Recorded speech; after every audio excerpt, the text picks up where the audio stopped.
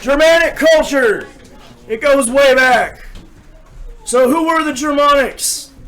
Before we answer that question, I'm going to review what we learned at the last meetup.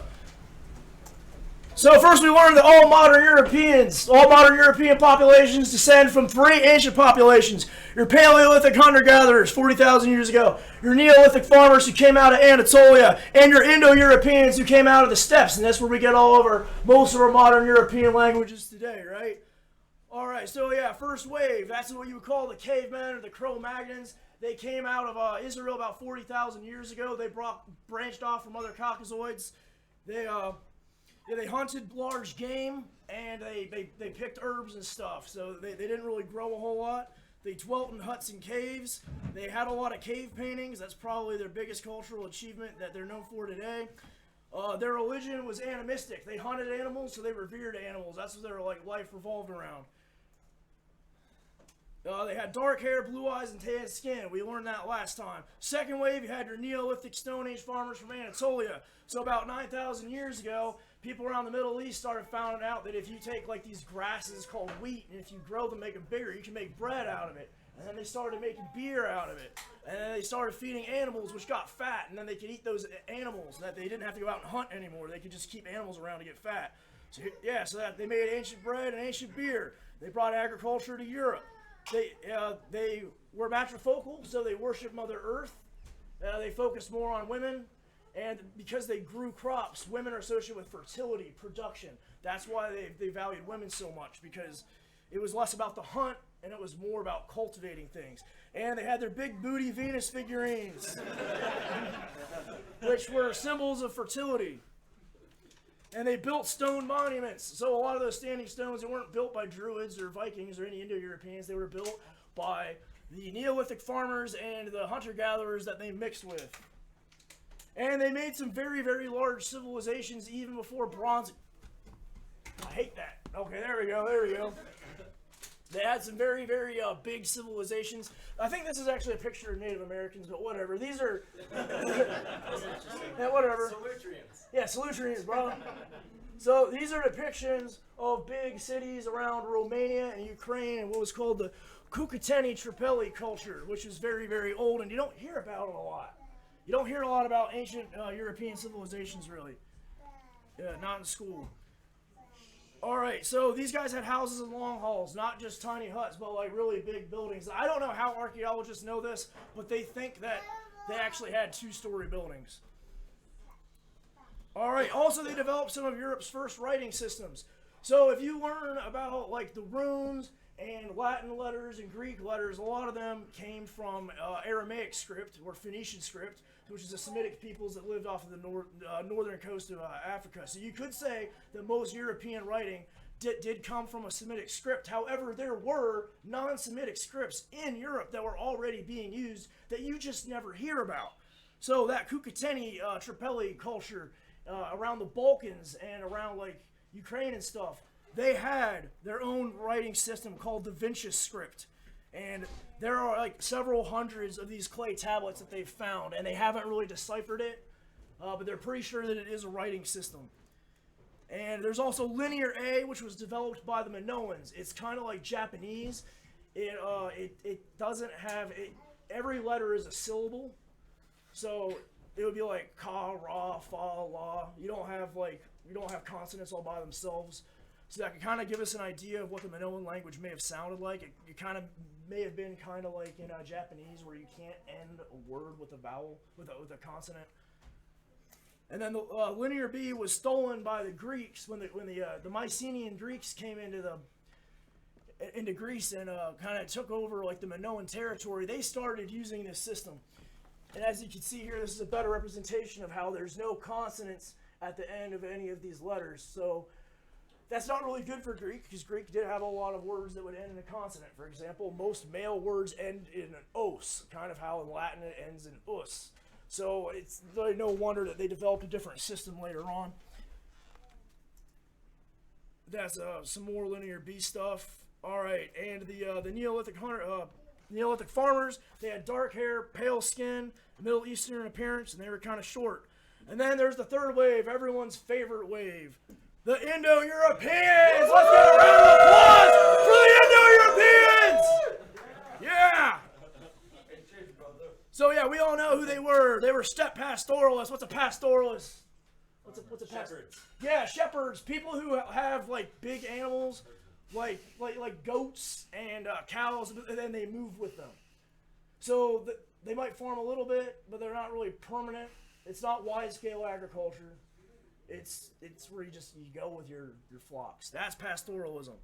So they were tall, they had a lot of blonde hair, they could digest milk and alcohol, which made them really strong. They were warlike, they had bronze weapons, they were patriarchal. That means it was all about like the man ruled and his sons inherited the power, they inherited the land. And they had sky gods. Yeah, as I said, tall, blonde. Yeah, some of them had bright eyes, some of them had darker eyes, you know. So they started out here in Ukraine, the steppes of Ukraine and Russia. And then these are the steppes, which is like grassy lands in between the mountains.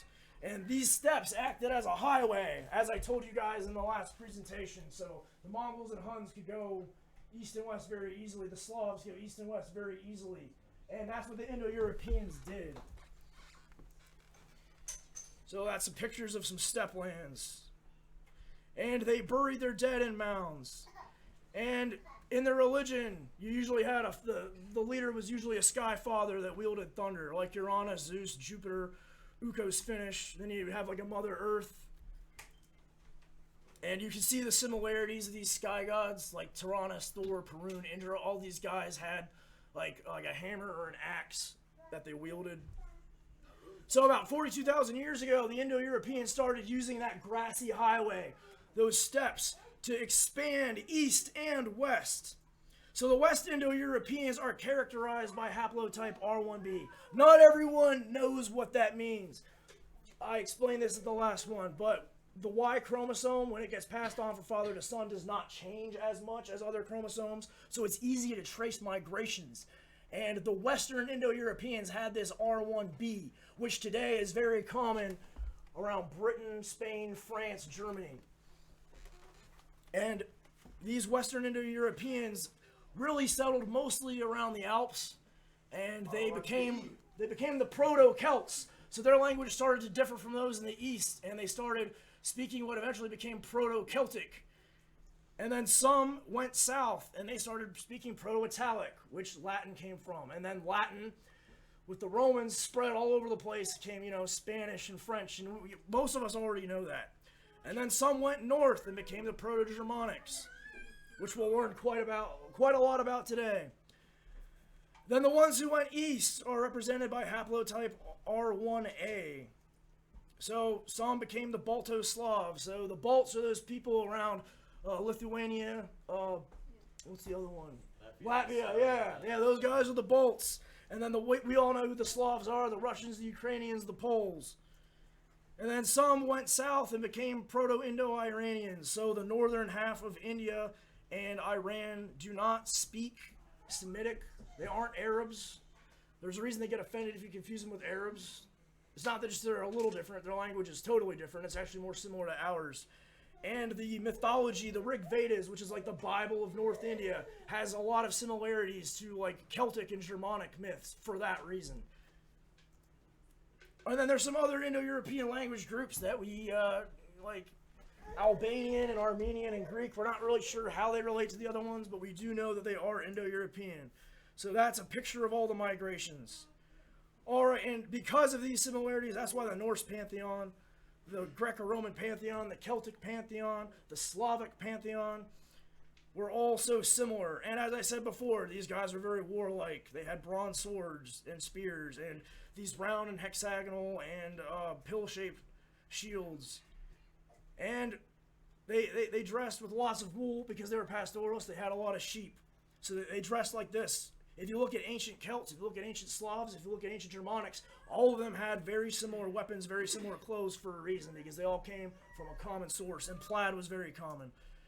All right, and then last time we learned about how the Celts were at one point the dominant culture of Europe, and now all you have is these 6 countries left, these 6 Celtic countries, because they were attacked by the Romans, and then they were attacked by the Germanic tribes, and then they were attacked by the Slavs, and now Today in Europe, their big three linguistic powerhouses are the Germanic languages, such as English, Dutch, German, Swedish, Norwegian. Remember that for the quiz, kids.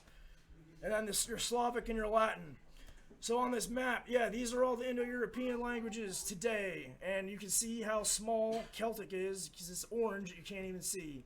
These are the Celtic nations today. This is all the stuff we learned at the last meetup. Now we're moving on to Germanics. So, Germanics, the language, broke off from the Western group. And there were a bunch of people from the Western group, and they pushed up. They are represented by this red. This is that R1B I was talking about. And they mixed with the hunter-gatherers that were already there. And then some people from the east who were probably related to Slavs came in, and that's what this yellow represents. So they were kind of a mix of Celts and Slavs and hunter-gatherers that came together and created their own unique culture. About 500 BC is when they kind of broke off and started developing their own languages. So their religion, like other Indo-Europeans, it was patriarchal, it was warlike. Odin was their chief god, but if you look at the older myths, it seems like Thor and Tyr were more important, and they are more similar to that ancient, like, thunder-wielding god, whereas Odin's more of a weird, creepy death god, if you know what I mean. But, so, they had two sets of gods, the Aesir, who were like these warlike gods that are clearly Indo-European in religion, and the Vanir. And if you read the old sagas, the Aesir and the Vanir were two different tribes of gods that went to war with each other, and then they ended up marrying each other. And a lot of scholars think that that represents Indo-Europeans coming in and kind of conquering and mixing with the hunter-gatherers that were already there. So, it's kind of, who's familiar with Greek mythology? All right, are we all familiar with the Titanomachy? It's a battle between the Olympian gods, which are the gods that the Greek gods that we think of, and these older gods, these more primordial earthly gods. And people see similarities between the Aesir and the Vanir fighting and the Olympians and the Titans fighting. And people think that those pre-Olympians, those Titans, may have represented a pre-Indo-European mythology. It could have been the mythology of the Cretans or the Minoans or some group like that lived in the Aegean Sea before the coming of the Mycenaeans. So the Vanir or the Wanir, they're not as popular as the Aesir. The only four that most people even know the names of are Njord and Skadi. Njord was a fisherman god. Skadi she's the god of hunting and skiing. And then their kids are Freya, who's kind of like the sexy war goddess, and then Freyr, who was a god of fertility, and he was also king of Alfheim, or home of the elves. Hail, Freya. Here's some popular depictions of the Norse gods. Who knows a lot that would like to come up here and tell me a little bit about these gods? Does anybody think they can do it? Somebody with a Mjolnir. Yeah! Danny!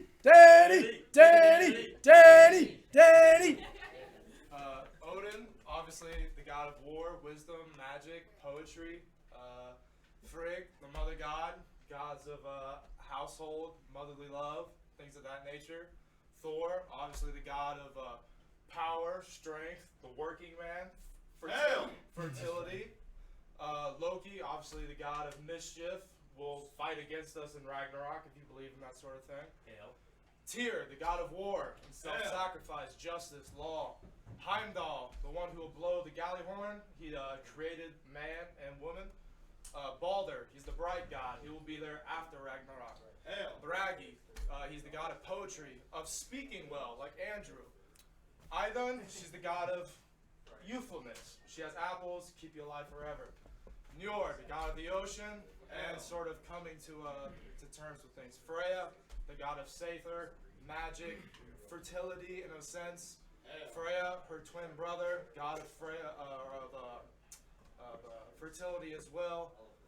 Forseti, kind of an obscure god. You can kind of make a lot of assumptions about her. Ymir, our world was created by Ymir. He was dead. He was a large giant. They killed him, and Midgard was made by it. Mimir, as well, sort of obscure. Kind of take anything you want from him.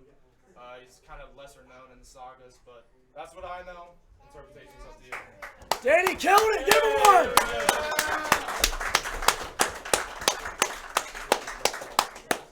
All right. Thank you very much. All right. Other creatures that they believed in were elves. They weren't necessarily short. Pointy ears and beardlessness is a modern romantic invention that came about in like the 1800s or something. And then the Lord of the Rings movies helped even more. Oh, by the way, Alf means elf, so names like Alfred, Alfric, stuff like that, those names mean elf. Elvis means elf. All right, dwarfs, they were magical. They were good poets. They were craftsmen. They were bearded, not necessarily short either. And then you have trolls who varied in appearance. Sometimes they were just in fantasy games today. People usually depict them as these like ugly, wrinkled things that are dumb. That wasn't always the case. Sometimes they looked human. Sometimes they looked beautiful. Sometimes they were dumb, but sometimes they were intelligent and played tricks on people. So then you have your Jotun or Ettins or giants. These were the enemies of the gods and humanity. Thor killed a lot of them. They weren't necessarily tall. They could have even been short. So a lot of what we can take away from this is that a lot of our ideas of like an elf is a person this tall, a dwarf is a person this tall, a giant's someone, up to the roof.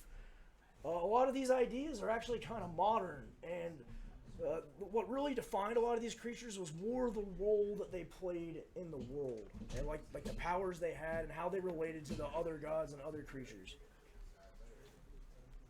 And you can tell that modern fantasy is mostly based off of Germanic myth. And if it wasn't for Germanic myth, stuff like Lord of the Rings wouldn't exist. Granted, he could have called some of those creatures other things like fairies. He could have used Celtic words, but this is where most of your fantasy creatures come from, is Germanic mythology. And by the way, we've used a lot of the Norse names for things.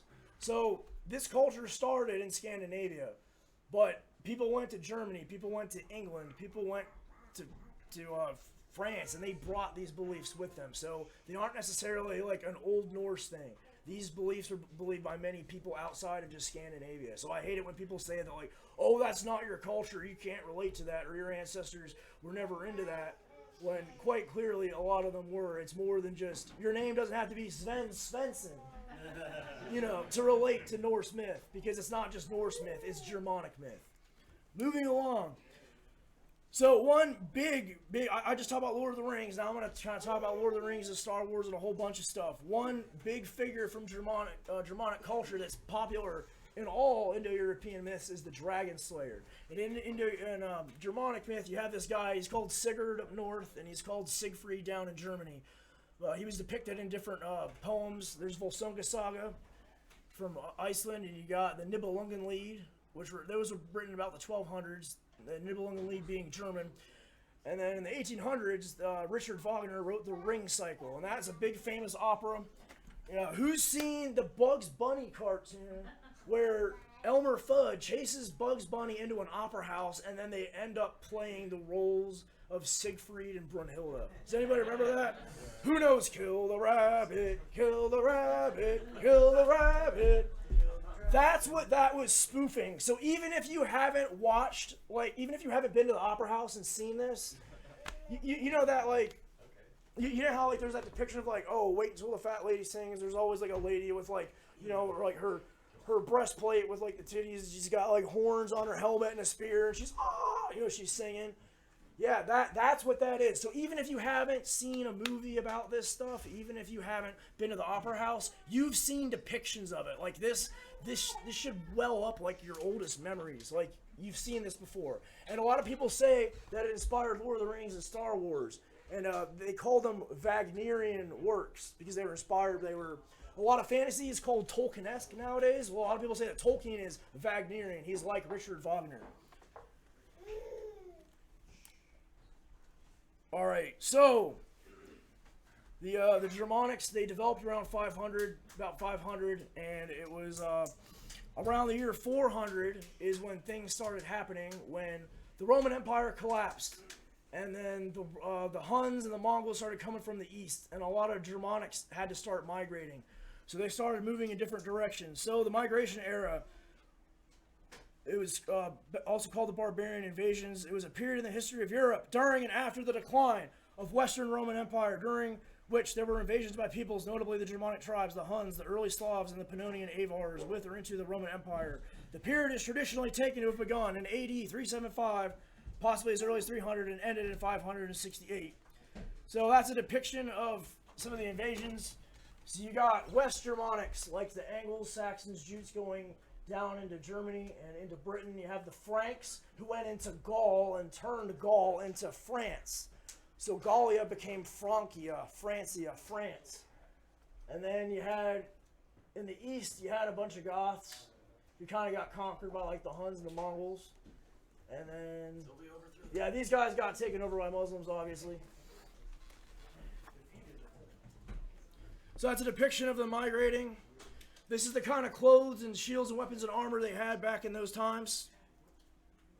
That's a belt. Those are some brooches. What does a brooch do?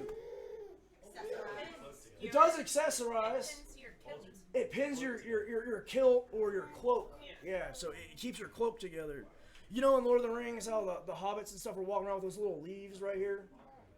That was a brooch. It kept their cloaks together. Some more brooches. There's some swords. These swords were designed, they were kind of based off of like Celtic and Roman swords. And so they're kind of in between like what the Romans would have had and what eventually developed into the Viking sword. And the Viking sword later turned into what became like the European broadsword. Fun fact. See? Stuff comes from stuff, and I like to learn about it. Don't you?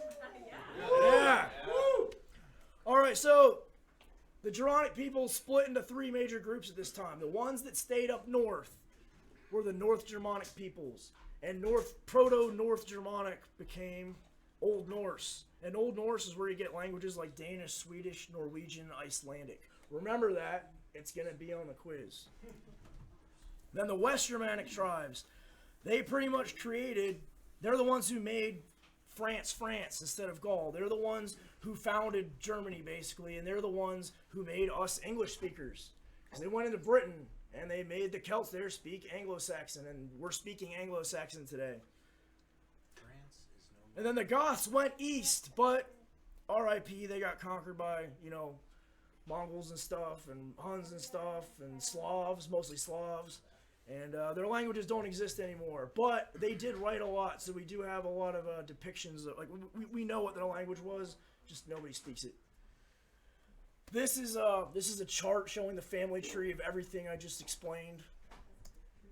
All right, Vikings. I'm not going to talk a whole lot about the Vikings because I know that's like everybody's favorite era. A lot of us have seen the show, but yeah. So Vikings profession, it means pirate. A lot of people use that against us because they'll try to say that it wasn't an ethnic designator. And then they'll take small examples of where Germanics could have come in contact with like North Africans or something. And they'll say that the Vikings were like multi-ethnic. And it's like, yes, they did mix with like other groups like Slavs and Celts, but those people, it's a great mix. And those people were already cousins, and like a third of the women in Iceland today do descend from the Irish. But like the Celts that they mixed with were already like so similar to them. Like it's just cousins mixing with cousins, and people use this word to make you think it's natural to make a TV show about like Beowulf. Well, I actually saw a TV show about Beowulf where half the village was like Pakistani or something. And I don't have a problem with Pakistanis. I think that people in the Middle East and South Asia should be proud of their culture. And if you're mixed and you don't have a culture to identify with, hey, do what you like to do. But don't change history to make modern McDonald's eating, Netflix watching, Amazon shopping, like NPCs don't cater to stupid people. Don't cater to the lowest common denominator. Don't cater to people who just want violence and sex. Don't cater to people who just want everyone to feel comfortable with everything. Don't cater. I hate people. I hate artists who try to become the next big movie. Like, no, you should make something that's about something. Like, if you're gonna tell a story, about, if you're gonna make a movie about like World War II or the Great Depression or like the Anglo-Saxons or the Crusades, whatever, like you should tell that story well. You shouldn't try to make something that just every dumb person is just gonna want to watch. Because if everybody makes every movie appeal to the lowest common denominator, then every movie is the same sexed up action movie. And what's the point? That's not art! Who wants that? Who wants that? I want art! I want to know how things happen! I want to see things work or how they really work! That's what we want. Hey, although, hey, I will make one exception. Dragons may not have existed, but they're cool. I like movies with dragons. You can have dragons. We like dragons. If Civil War movies have more dragons. Alright, so the first Viking raid was in 795 AD. Vikings sacked Lindisfarne, England, which kickstarted the Viking Age. That's the Viking Age at their maximum expansion. Just cool story. Most of us know that they settled in like this part of England and, you know, Ireland. So the red is like where they went first. And then, you know, Normandy. So France became Germanicized by the Franks. And then they got invaded by the Normans. So they got Germanicized twice. But both groups liked the French language so much that they just adopted it. And it became the language of learning. So that's probably why we have like scholarship, is because, you know, I like Germanic languages and culture and stuff, but one of the reasons why Europe had like, you know, like an interconnected scholarship is that Charlemagne wanted his people to, you know, like speak like they wanted to know Latin and they wanted to know French, which kind of connected them with Rome. When did this happen? Maximum Viking expansion, well, you could centuries, yeah. Yeah, 8th century, 9th century, 10th century, 11th century, and then they kind of fell off after that. All right. So, one very notable Viking was Harold Bluetooth Gormson. So he was the king of Denmark. He reigned from 958 to 968 AD. He united Norway and Denmark. Before this time, most of Scandinavia was just a bunch of little tribal confederations. It wasn't really like a nation state. He created the first nation state in Scandinavia. He introduced Christianity to Scandinavia, and he is the namesake of Bluetooth speakers. Weird flex, but okay. Hail Bluetooth. Oh, by the way, a line with an X through it is an H in the younger Futhark, the younger Germanic alphabet. And that's a B. So it's Harold Bluetooth. It's HB smushed together. So that is his name. What's that called? A lithograph? What's it called where you smash two letters together? Byron, yeah. Alright. So this is his kingdom at its maximum extent. This might seem small, but it was big for back in the day before you had like cell phones and radios and, you know, all that stuff to kind of like connect a nation. So, what's the difference between the red and the yellow? So red was stuff that was like directly under him, and then the yellow like paid him tribute. Yeah. All right, so that was about the year 800. So let me look at that date. So yeah, he reigned until 980. Yeah, he reigned from 958 to 986. Back in 800, there was he's kind of like the Scandinavian version of this guy. This guy right here, his name in Latin was Carolus Magnus, which means Charles the Great, which in French is Charlemagne. And this Charlemagne. So the Holy Roman Empire in the year 800 was a confederation of Western and Central European states. It was founded in 800 AD when Pope Leo III crowned King Charlemagne of the Franks as Emperor of the Roman Empire. And he was the first emperor in Europe since the fall of like the regular Roman Empire. So, yeah, he was known for promoting education. He, wanted people to know Latin and French. They say that all white people are descended from him, so he's kind of like the Genghis Khan of Europe. All right, so I don't have a whole lot to say about modern Germany and stuff like that. I'm trying to keep the presentation short. This presentation is going to be focused on roots. The next one I might talk about, like, you know, how sauerkraut might be different in Austria than in Switzerland or whatever. Like, I'll get into those specifics. I'm not going to talk a whole lot about lederhosen. I'm not going to talk a whole lot about yodeling or you know, anything like that. No polka. Yeah, we'll get into that stuff later. All right, fun fact. Sauerkraut is big in Germany and Central Europe, but it's not necessarily big in Scandinavia. And the association with Ireland is actually a modern invention. The guy, some Jewish guy in New York, came up with the Reuben sandwich, and now we associate, like, you know, corned beef and sauerkraut with St. Patrick's Day, and that's a very American thing. Very American. You don't get Reubens in Ireland. Maybe in Dublin, maybe, you know, where they'll cater to where they cater to tourists. But remember that, yeah. So they said that it may have been introduced by the Huns and the Mongols, although pickling cabbage has been recorded earlier than that.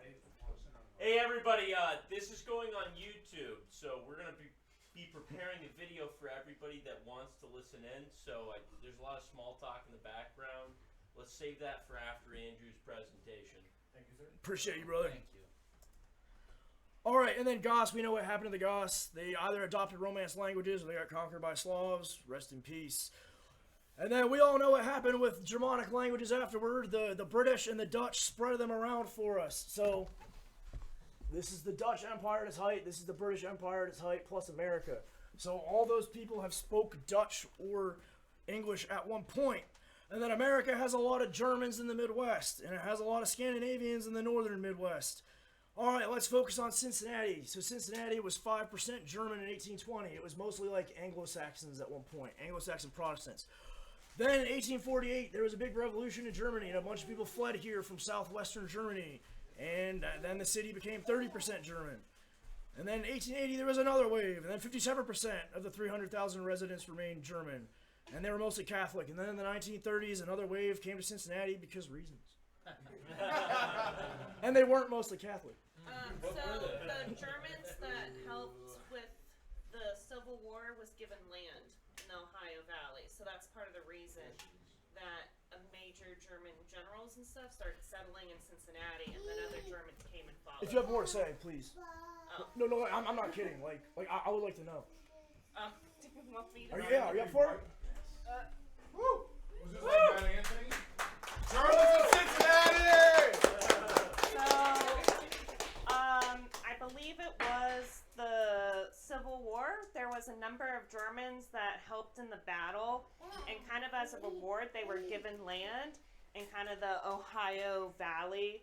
And so when those generals and stuff were given land and started settling, when people started immigrating, they came directly from Europe and settled in Cincinnati, as opposed to kind of settling more in the East, because they knew that this German culture was here.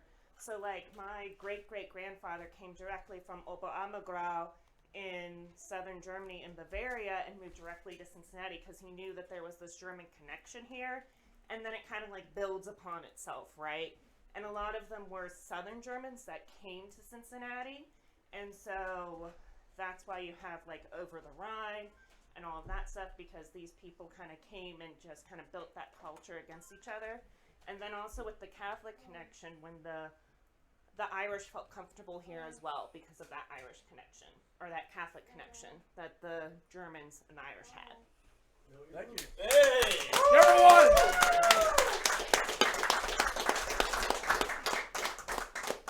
Yeah, to piggyback off of that, like she said, they are mostly Catholic because southern Germany is mostly Catholic. The northern Germany became mostly Protestant, which is kind of, northern Europe in general became Protestant because, you know, England became Protestant, Scandinavia became Protestant, France did not, Italy did not, etc., etc. Also, that's why Cincinnati Germans are known for being kind of dark-haired, because in the south, in the Alps, you have less of like the Nordic DNA and more of like the original Celtic Alpine DNA. Moving along. All right, fun fact. Most Jewish names are actually German or Slavic. For example, Berg means hill, Hillfort town. Stein means stone. So some names like Cohen are Semitic, like legitimately Semitic, but a lot of their names are actually German or Slavic. And what you got to realize is that 90% of world Jewry today is Ashkenazi. There are three big populations of Jews. There's the Ashkenazi who settled in Central Europe. There are the Sephardic Jews who settled in Southern Europe. And then the Mizrahi Jews are the ones that are actually like stayed around the Middle East and North Africa, who are actually the most like originally like genetically Semitic. And so 90% of Jews are basically like almost white, and they have German and Slavic names. So just fun fact, just something to know, so you don't like mix your names up. The reason I say that is because I once went on the Cincinnati ghost tour, and the tour guide said stuff that just wasn't true. Like, he said that the word thrall, which is actually the Germanic word for like slave or servant, he said that he described it like a golem. He said that it was a desert creature that attacked and killed people. And I think what happened was the Ashkenazi Jews, as they picked up, Germanic and Slavic languages, they may have just used the word thrall to describe something like a golem or like a ghoul or some kind of a Semitic monster. And I don't think he was lying. I think he just didn't know. He also said something about like when German split from Hebrew, but like German's Indo-European and Hebrew's Semitic. Maybe he meant like when Yiddish became its own dialect of German or something like that. Because Yiddish has a lot of German words. Yiddish is basically a dialect of German. I can actually understand. Yiddish is German with Slavic and Semitic words. It's a mix Yeah. of languages as Yeah. opposed to really being its own. In fact, modern Israelis today, when they went, most Jews like 100 years ago did not speak Hebrew. They spoke like German or Slavic or English or something. And after the British handed Palestine to the Jews in 1945, they started like forcing Jewish Hebrew on their kids, but because a lot of them hadn't spoken it, they started using like Indo-European grammar structures. So they use like legitimately Semitic words with legitimately Semitic lettering, but the way they say it's actually kind of European. So that's kind of like a big like cultural identity crisis for them, is like, well, how can we try to say things less Slavic, and how like will it sound natural if we try to force like these old like Semitic like grammar patterns? And it's just the whole thing. Anyway, so I pretty much breezed through the history of the Germanic peoples. Let's talk about tattoo ideas. All right, this is a Thor's hammer. Everyone with a Mjolnir, please front and center. I'm the only one? Oh, well, there's a couple Where's more. my brother at? Yeah, where's your brother at? Get up here, Borden. Yeah. I didn't bring Mjolnir. Woo! What does a Mjolnir Hey, mean? there should have been more AFA guys here than what there is. Yeah, I know. Here's one. There's another one? Fuck yeah. Austru? Good. All right. What am I doing, Andrew? All right, so as I said, in most Indo-European religions, the head of the pantheon was a hammer-wielding or an axe-wielding thunder god. So like you got Perun or Perikronaz in the Balto-Slavic religions, and you got like Zeus and Jupiter. Like they were depicted more just holding the thunderbolt itself. But that's what this is a depiction of: is that hammer-wielding thunder god who would kill giants with his hammer. So it represents strength. This is a symbol of Thor. And I've seen a lot of very unathletic guys that look like they've never even tried to work out before. That's not me. No, this is a strong man right here. Here's the thing. I'm not saying that you have to be super strong with bench press 300 pounds to deserve the right to wear this symbol.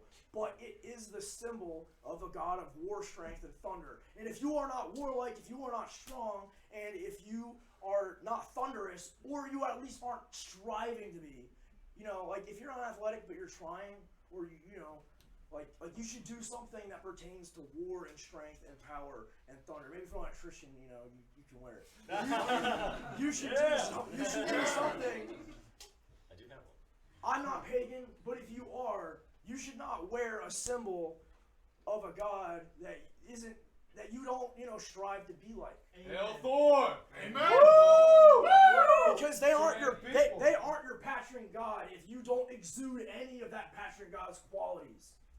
So if some guy wears a T-shirt that has like a picture of like wolves or something, and some hard ass statement like, "Oh, I kneel to no gods. Oh, I'm such a badass." Like, no, that's just an edgy atheist who hates his parents. So that's what I have to say about that. If you're gonna wear this symbol, you better wear it with pride. Yeah! That's all I have to say about that. All right, moving along. All right, Valknot, Knot of the Slain. It looks really cool. Yeah, here's some pictures of it on rock art. It represents, so wall means slain, Knut means not, so it means not of the slain. I guess it represents like Valhalla and stuff. So, you know, if you're really edgy and, you know, you think about death a lot, this is definitely the symbol for you. The Triquetra, it's often associated with Irish art. Like when the Irish monks would like write Bibles, they would put this in their Bibles a lot. But this symbol goes back, like they've seen it in Persia, Pakistan. Like a lot of cultures have had this, and the Vikings had it quite a lot too. So it's not just like a Celtic thing. So if you're any mix of Celtic or Germanic, this is totally your symbol. All right, the Irminsul. So back in the day, Germanic tribes used to have a big totem pole in the middle of their village, which represented Yggdrasil, the world tree. Most Indo-European religions believed there was a big tree in the middle of the world. It was kind of like a metaphor for like the Earth's pole. And, you know, they thought that it was the thing that held up the North Star, and the whole world revolved around it. So this was be at the center of their village, just like they thought that Yggdrasil was at the center of the world. And maypoles are sort of kind of like a Christianized continuation of this tradition. And if you want to do the maypole, you can either go to Germania Society's festivals, or you could go to the Ohio Renaissance Festival. All right, the Black Sun. A lot of white nationalists wear this because it was part of a mosaic on the floor of the Wewelsburg Castle, Germany. But it's a lot older than that. These are Merovingian brooches, so back like the Franks would wear these. So that symbol actually has some pretty ancient roots. All right, knotwork. So we've all seen knotwork. It's also called interlace. You see it on the sides of buildings. You see it like in tattoos. You see it in fantasy video games. It's really cool. It's good for your brain because it's easy to mess these up. Have you ever seen those drawings of like impossible buildings or like impossible shapes? If you aren't paying attention, you'll end up drawing one of those. But if you do really good, that you can make something look good. All right, and then runes. I'm gonna talk to you guys about. Okay, so if you're gonna get a tattoo in runes, I recommend you use the Elder Futhark. Does anybody know what Futhark means, by the way? ABC. Yes, it means ABC, because the first 6 runes, Fehu, Uruz, Thurasaz, Ansus, Rhino, and Kaunos, is Futhark. So alphabet is alpha beta. So it's the same deal. They use the first few letters to name the alphabet.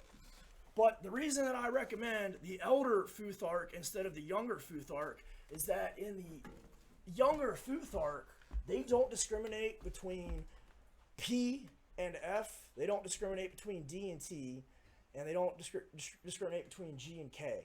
So I would rather use one that has like all the sounds instead of like half the consonants. That's just stupid. All right. And then Anglo-Saxon runes have even more sounds than the old Proto-Germanic Elder Futhark, and some of those sounds are like specific to the English language. So like, you know, the GT in the word light or night, like they used to pronounce that kind of like the German CH. So like you can like represent those sounds with the Anglo-Saxon rune. So it's perfect for English.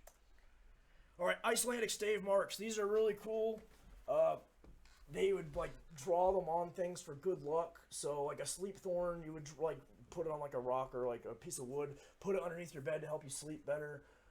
This like lock pickers would use it. This represents courage in combat. These are the most famous ones. You see the most tattoos. This is called the Helm of Awe, which was also the name of a helmet that Sigurd the Dragon Slayer wore. But anyway, I heard that if you get this tattoo, you're supposed to do it on your forehead. I love you all, and I want you to get good jobs. So, well, you can maybe do it where it only shows up under like a black light. Put on your hat. Yeah, put on your hat. All right. Put on And your then shield. this is a runic compass, so it prevents you from getting lost. So, you know, if you have a bad sense of direction or your GPS goes down. All right, German eagle. So the German eagle is basically what it's what the Holy Roman Empire would use. And it's supposed to be a continuation of the German eagle. Of the Roman eagle, because they were the Holy Roman Empire. And the Habsburgs are the people who actually added the 2 heads, because the heads are supposed to face the... Some people say that it's supposed to represent, like, the state and the church. No, And it's other supposed people... to represent the East and the West. Yeah, and other people say that it's... The reason the Habsburgs put it on was because I think they gained territories in the East, and they were saying, like, When they gained the Hungarian Empire, they added the second head to have one facing east and one facing west. Okay, Melinda, she's the one who has it right. It's, yeah, when they added Hungary, they started looking west and east. Thank you, Melinda. All right, so I just told you a bunch of stuff about the past and stuff, but how can you become more Germanic today? You can visit Cincinnati parks. A lot of those parks, like the really pretty ones, like Alt Park, Alms Park, stuff like that, they were founded by and named after Cincinnati Germans because Germans love nature. Or you can visit a beer garden. I recommend Mecklenburg Gardens or Hofbrauhaus. Or you can join the Germania Society. It's up in Coleraine Township. They have like they own all this land and they throw great events. So I'm a member of Germania Society. If anyone's more interested about learning about Germania Society specifically, I'm also a member of Cincy Deutsch, and I know Noel is as well. Noel, Melinda, are you okay coming up here and advertising, please? Yeah. All right. Oh, yeah, you're also a member of another society. That's dress. Thank you. Yeah, I don't know what, so basically there's Germania Society, which is the oldest Germanic society in Cincinnati, been around since the 50s or 60s. They have a large campground out in Coleraine, and they have the largest non-Cincinnati Oktoberfest in the city every year. I think it's much more authentic. Yeah, all the greenery and beer garden setup they already have. And they have a bunch of other events going on as well throughout the year, so you can get involved in all sorts of things. They do a big Chris Kindle Mart as well, and right now they are doing what they call a beer garden experience, like Saturdays kind of throughout the summer and stuff, so you can come out and kind of see what's going on. It's great because one of their things is kind of like keeping and perpetuating the German culture. So they are great and fantastic with trying to kind of keep with some of the little traditions and stuff. So you do see a lot of small vendors, and they really do try to promote the small vendors and also local German artists who kind of has any sort of that connection. They try to have at their events as well. Other than that, there's a Cincy Deutsch, which was already mentioned, which is a language focus group that meets every Monday at Mecklenburg Gardens around 6 or 7 o'clock. You basically just grab a beer from the bar and practice your German. It's for any kind of level of German. Even if you don't know it, they're happy to help you kind of learn it just right off. Yeah, we kind of switch into English kind of like late in the evening, so if you're like, I don't really want to speak any German at all, but you want to meet people, maybe come a little bit later in the evening. We kind of switch over to English. There's Coping Society, which is also a German Catholic society that focuses on, again, cultural things similar to Germania, like song, things of that nature. There's Donauschwaben, which is a specific German society, and other than that, there's just the German Mass at Old St. Mary's if you're Catholic. After the German Mass, it's all held in German. The homily itself is in English. You have German beer and German-oriented appetizers and foods afterwards that are free, and it's a good community to just get involved with. I will add with Copeland, their big event is the Schützenfest, which I know that they are planning on having back this year. That's loads of fun. So they have these little, not real bullets things that they're shooting at a wooden bird to bring it down. Yeah, little pellets shooting at a wooden bird. It's loads of fun, and then whoever gets the magic piece, I'm not sure what it is, becomes the Schützenkönig. And so that's loads of fun to go out there and see and kind of like experience that, because that's a very old tradition that they have at the Copeland Society. Donauschwaben, one of the things that they do, a regular thing that they do is the 5th Fridays. So any month that has 5 Fridays, they kind of have a thing out there for that. And then Facebook is a lot of times where all of these associations will post all of their events on Facebook. So if you're wondering, how do I find out what's going on with all this stuff and not have to necessarily go to each individual website consistently to figure out what's going on, you can like their different Facebook pages, and then you can get updates for all this stuff. There's also like a German American school in Cincinnati. Like there's so much stuff. I think there's over 50 German American societies in the greater Cincinnati area and a little bit extra. I know Liberty Township has a great Oktoberfest as well. So really, if you're interested in German culture, this is the best place in America to really be exposed to it and to learn about it is right here in Cincinnati. So y'all are doing a great job. Woo!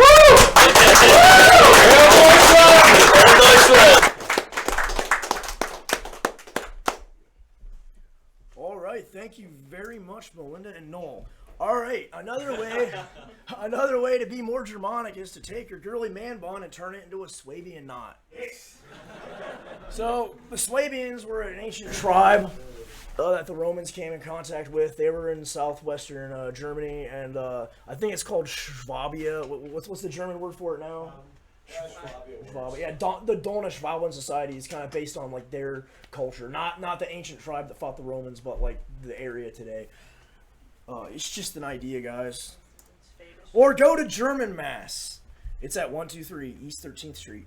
Is 11:30 a.m. 11:30 a.m. Not 11 p.m. Oh God damn it! Can you like just edit that, like just put like a big old AM on top? Yeah. All right. Cool. And it's 11:30, not 11. That's definitely a typo. All right. Although I did go there when I did go there. Yeah. First of all, you're right. You should show up early to pray, and I have been going there since back when it was like 11. And I think is it the oldest functioning church in Cincinnati? Yeah. Yes. It's the oldest house of worship in the greater region. There you go. Dang. It's very beautiful, as you can see. So the bricks that they use, parishioners actually baked the bricks in their ovens at home and brought them to the church. So it's really a connection to the city, Old St. Mary's. And so even if you're not uber religious, it's just great to kind of go down and see and respect the building itself, even if you're not interested in the Mass sometime. All right. That means you pay, gang. Or go to the Ohio Renaissance Festival. I didn't get any pictures to say anything about it because, like, it's a Renaissance Festival. Like, of course you're gonna have German beer. Of course you're gonna have a maypole. Of course you're gonna find other people like us that are interested in history. Like, just go. Like, just do it. All right. But the biggest question here is a lot of people think that being like a Viking, there's a lot of white boys like, oh yeah, I'm a Viking, bro. Vikings are so cool. They're into like this Viking stuff, but they don't really do anything that a Viking of the past would be proud of. Like, they might not have any fame and glory. They might not have a high social status. They're not very physically active. They don't have skills that are pertinent to the modern age. And, like, being like a Viking, it's not putting on a costume. It's not holding a sword as cool as the sword is. It's more about, like, knowing how to use it, or knowing how to fight with your hands, or knowing how to, like, use a gun, or maybe, like, if you become, like, an officer in the military, like, understanding battle tactics. Like that's more what makes you, like, a modern-day Viking. Like, you should strive to make your ancestors proud. And part of that does mean learning about, like, the culture of our past. But the thing is, your grandpa just doesn't want you to know about your grandpa. He wants you to be like him. And the reason why I'm into this stuff is, like, when I was in high school, I would buy Jordans. I would buy, like, flat bills and stuff. And then, those actually stayed kind of like popular, but some of the other things I wear, they're not popular anymore. Like, all that money getting designers, stupid this, stupid that. Like, it didn't really help anybody in the long run. But stuff like this, like, I made this like years ago, and like I still have it, and it's still pertinent. It's still pertinent. Like, I'm very proud of this. Like, a lot of my clothes I've thrown away, but I'm proud of this.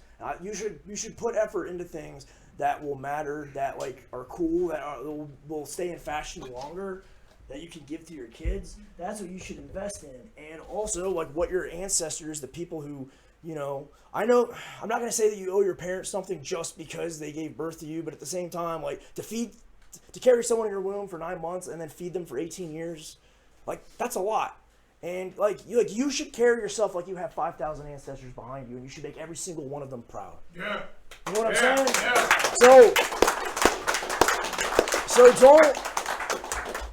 don't just put on, like, some t-shirt with, like, Vikings and stuff and be like, yeah, I hate Christianity, I'm a badass because I identify with, like, Vikings and stuff, and I'm descended from, so-and-so, some Swedish king, 20 generations back. Like, bro, we're all descended from Charlemagne. You ain't special. It's like, You know, nobody cares who you're descended from if you're the run of the litter, you know? Like, come on, like make him proud. Make your ancestors proud. That's the only thing I have to say about that. That concludes my presentation. Thank you.